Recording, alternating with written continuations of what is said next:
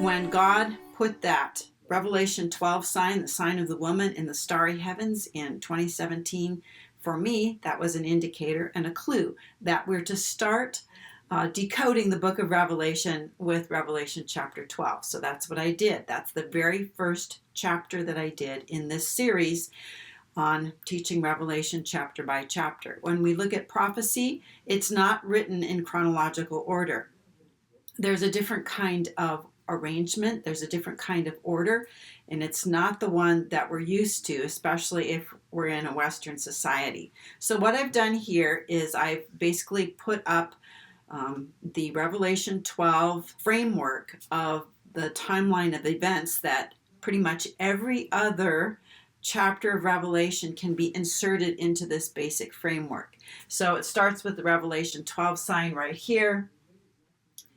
There's time that elapses, and then we're going to have the sign of the dragon, which is the second sign of Revelation 12. That involves a war in Israel. I believe that's the Gog-Magog war. It's an invasion. That's what the travail of the woman is. She gives birth to a male child. That gives us a 7-day window with an 8th day.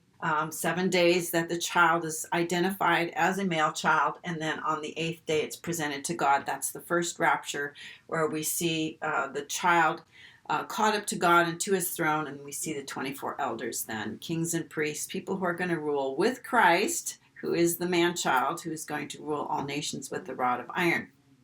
That's the first rapture. Then we have a period of time. And the biggest point, the high point or the low point, however you want to call it, is this day right here. This is the 6th trumpet. It's identified in the book of Revelation mostly by this word hour. Pretty much whenever you see a time increment, whether it's 1,260 days, that the woman flees into the wilderness, or a 42-month reign of the beast, 3.5 days that the 2 witnesses lie dead. Whenever you see a time increment, and I don't care if it's an hour, 10 days, whatever, it's literal. It's a literal time increment. We see this word hour over and over and over and over again, and it's always, with one exception, in the context of the 6th trumpet, destruction of the harlot, which will happen on the same day as the abomination of desolation happens. In Revelation 12, that's when the woman flees into the wilderness for 1,260 days. Okay? Revelation 12 also talks about martyrs being in heaven before Satan is cast out. We know these are the martyrs of the harlot, and we're going to be talking about the harlot in greater detail, very much greater detail in this video. So the harlot is the one who's drunk with the blood of the saints. She's the one who martyrs most believers during a 10-day great tribulation for believers. The great tribulation for the Jews is going to happen during this part of time after the 6th trumpet, after the abomination of desolation, which is on that day. The great persecution or the great tribulation for believers will be before then, right here, during 10 days. During that same 10 days, there's a war in heaven. Satan and his angels are cast out to the earth. Satan stands on the sand of the sea, and he waits for his son, his false son, to rise from the dead. Remember, the beast is going to be killed. He's going to resurrect. People are going to say, who can make war with the beast? They're going to follow him because he had this mortal wound and it was healed. We know that it's the beast who ascends from the bottomless pit who kills the 2 witnesses, which will be on that same day. The beast who ascends from the bottomless pit is Apollyon. Okay, Apollyon and the man, the 7th king, who is a man, the man is going to be killed, but when he resurrects, Apollyon is going to indwell him. He's going to become a hybrid being, and it's at that point in time that Satan will give him his power, his throne, and his great authority. That is, he'll give it to the beast. So we know that the pit is opened. 5th trumpet has to happen before the 6th trumpet, and we know the 7th trumpet is at the very end. Okay, it's at the very end when Christ returns. Okay, so these things layer over one another. It's not 7 seals, then 7 trumpets, and then 7 bowls. They're all layered over one another. And in fact, the wrath of God right here is the 7 bowl judgments.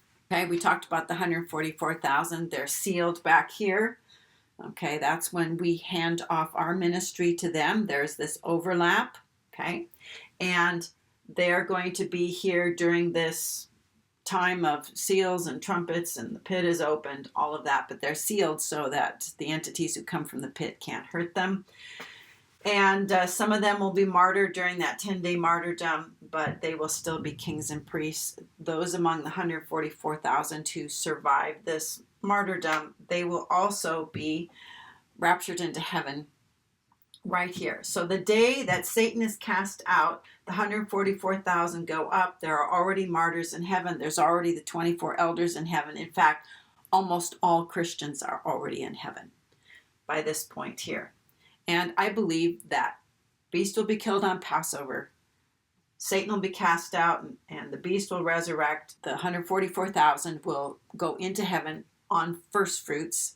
3.5 days later, the 2 witnesses will rise from the dead, and that's when the 6th trumpet will happen, and that's when the harlot is destroyed. This is a very serious thing that people don't talk about, and it's being kind of driven home to me to really emphasize to you. And that is that the world system that we're operating under right now, and especially the one that we can kind of see coming, the Great Reset, New World Order, all of that is all part of the same thing. None of that's really new. It's not part of the beast thing or anything like that. It's part of the harlot system. The harlot system, as we're going to read in Revelation 17, it controls the kings of the earth. So it's the power behind the throne of the people that, presumably are ruling, but they're not really. The people who are really running the planet are people who are behind world rulers that we see. And the influence and inspiration that's behind those people are demons and Satan. And we'll read about that too as we go along in Revelation 17. It's a fascinating study. It's absolutely, absolutely fascinating. I hope you'll hang in there with me. The point that I want to make here, though, is that by the time that Babylon is destroyed, there are going to be on earth every wicked, evil, fallen angel, demon, whatever.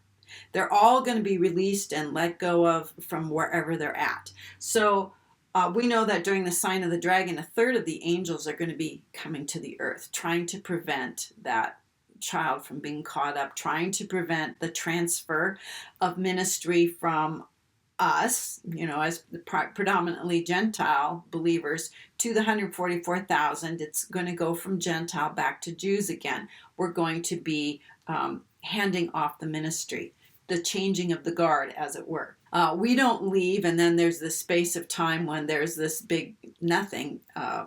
Even though we know that there's Christians, there's going to be believers during this last time. The ministry gets handed off. Okay, it doesn't just fall into an abyss somewhere. It actually gets handed off, and then we leave, and then the people move forward. This really kind of hit home to me the other day when I was watching just kind of a random YouTube, the changing of the guard at the tomb of the unknown soldier. It's not like people just go, oh, my time is up. It's time for me to go now. I've already been guarding the tomb for however many hours, and I need to leave. And the next people, coming on shift. It's not like that at all. There is an actual process, method, system, however you want to call it, where the responsibility for guarding that tomb is passed off. And the people who are passing off to somebody else inspect the weapons of the person who's, coming on duty. There's this huge, very precise process for, transferring the responsibility to another group of people. This is typical. This is how God does things. Jesus spent 40 days transferring a ministry to his apostles, and then he said, wait here, and then you will receive power to do this thing that I've called you to do.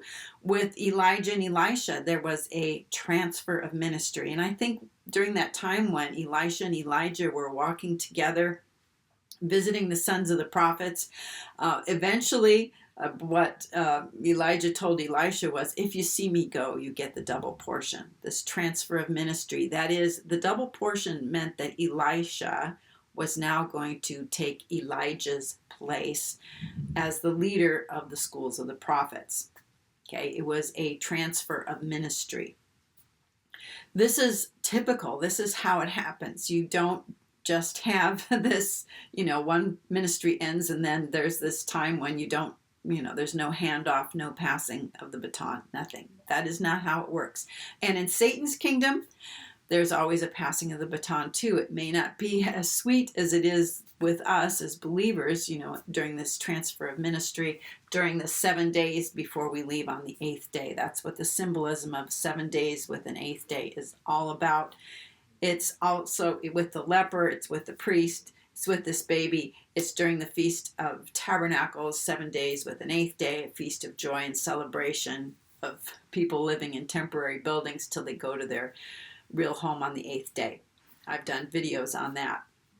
But what I want to point out here is that all these fallen angels are going to be on the earth by the time the 6th trumpet happens, which is when the reign of the beast will begin. Okay, we have the third of the fallen angels that Satan himself will cast to the earth. He uses his tail to cast them to the earth. And I think they're going to stay here. I don't think they go back again.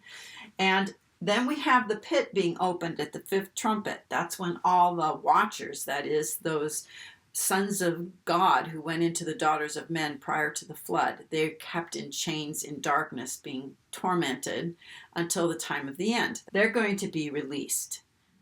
Okay, all these watchers, and they have as king over them this guy named Apollyon. And he's the one who is going to ascend from the bottomless pit and indwell the man when the man beast resurrects from the dead. So this is a hybrid being. Okay, it's the closest Satan can do to coming to Jesus, who's man and God, 100% both. So we have all the watchers, we have a third of the angels, then we have this war in heaven. Satan will be cast out with all the rest of the angels. Okay, so now you've got really basically every fallen entity, and the demons are already here because they roam the earth. They don't have a place like the pit, or they can't go to heaven to be part of that fallen angel group that hangs out in heaven. So they're already here. Okay, so they're already present. Then Satan is cast out with all of his angels, and then the final one is 4 angels who are kept bound at the river Euphrates are released for this hour, day, month, and year. That this day right here, the destruction of the harlot is going to happen on this day. It's in God's appointment book. This, on a single hour, day, month, and year, the harlot will be destroyed. So what happens before that point in time? Well, we're going to have believers, the firstborn are going to be raptured. We're going to have almost all the remaining believers are going to be killed. We're going to have all the effects of the first 5 seals. And of course, the 5th seal is when they're martyred. Seals 1 through 4, wars, bloodshed, famine, disease, pestilence, wild animals. It's not that a fourth of the earth is going to be killed by all of these. It's that a fourth of the earth is affected. A third of the earth, of whatever's remaining, is going to die. A third of the earth is going to be affected by the first 4 trumpets, affecting the grass and the trees and the fresh water and the salt water. All of that is going to be happening prior to this 6th trumpet. We can't even begin to imagine the chaos, the bloodshed, how many people are dead, dying, how many people are gone, having been raptured or killed as martyrs. And that is going to be the final work of the harlot. Up until this day, the harlot is responsible for the wars, for the pestilence, for the famine, for the bloodshed, for the worldwide chaos that they've been wanting to do, because they're going to create their own order out of chaos. So they think. They have no idea. The people who are behind all this, they really have no idea that they're not going to be a part of what the beast is going to be doing during his reign. Here's the deal. The earth is the sort of the last place of refuge for all the satanic, horrible, evil spirits. They are going to claim the earth as theirs. Right now, Satan has been and is ruling the earth by proxy. He can't do it directly. He has to rule through people, through men and women. He's doing it by proxy. Currently, the demons are on the earth. They are indwelling people. They're inspiring in a dark way the forces of the powers that be who are behind the thrones. But the thing is that people are still the rulers.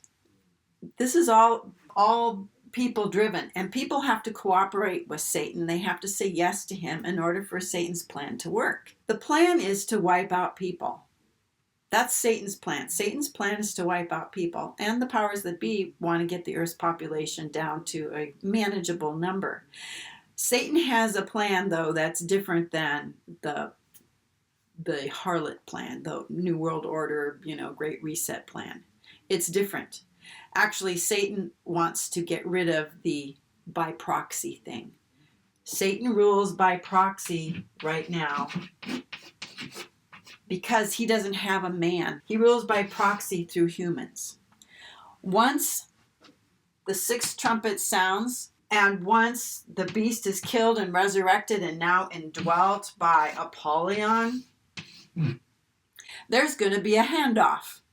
During this basically 3.5 days that the harlot is going to be totally oblivious.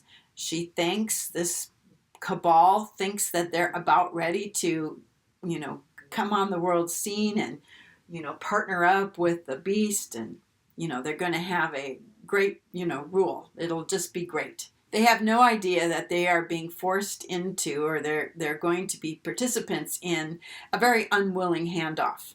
And the harlot will be destroyed. Mystery Babylon will be destroyed. The harlot will be destroyed because she's people. Okay? And Satan has been ruling by proxy, and he's all done with that now. There's going to be a handoff. The harlot, a very messy one. The harlot will be destroyed. 1/3 of the world's population will be killed. The reason is because now all of this is going to operate. It's going to operate through fallen angels. The beast who ascends from the bottomless pit is going to be king of them.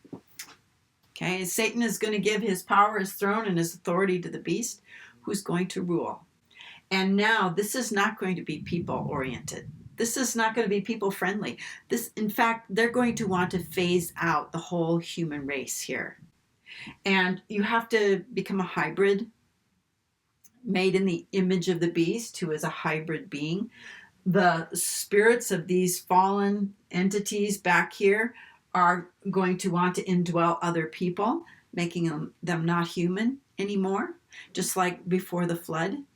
And demons are going to be indwelling people. The fallen angels are going to be here on earth along with Satan, who is the king. And there's something about these guys over here, these fallen angels who were put in the pit, that makes them, I think, particularly susceptible, or it's easier for them, however that works, to enter into humans, to basically, totally corrupt them. So they're not human anymore. They become irredeemable. And the people who are not indwelt by Apollyon's team over here, the people who take the mark, it's not a seal. It's more like a branding. Okay, it's like Satan is going to claim ownership, or the beast will claim ownership of you, but you're like cattle if you're a survivor over here. And the rapture that Paul talks about in 1 Thessalonians chapter 4, about those who are alive and remain until the coming of the Lord, that's right here. This is the third rapture. There are going to be people who are alive and survive until the coming of the Lord, which is right at the end. But basically, we go from being a world that's run by people, Satan using people, to a world that's run by fallen angels and for fallen angels. It's not for people anymore, and people will be phased out. If they had their way, that's what would happen. So we're talking about a handoff here between an unwilling handoff. It's not really a handoff. It's basically Satan and the beast taking the authority from the harlot and saying, you're out of here. You're a harlot. You're a whore. I'm done with you. I've used you. And now we're going to enter into phase 2 of the plan, which is getting rid of you and making the whole wide world nothing but fallen angels, and people are cattle, eventually phased out if possible. So all of this information, believe it or not, is in Revelation chapter 17 and Revelation 18. So I'll be going verse by verse through Revelation 17 and 18 in upcoming videos. And even though the thumbnail for this series is pretty boring, the story is not. So let me know what you think in the comments section. I hope to see you really soon on another video. Till then, have a blessed day.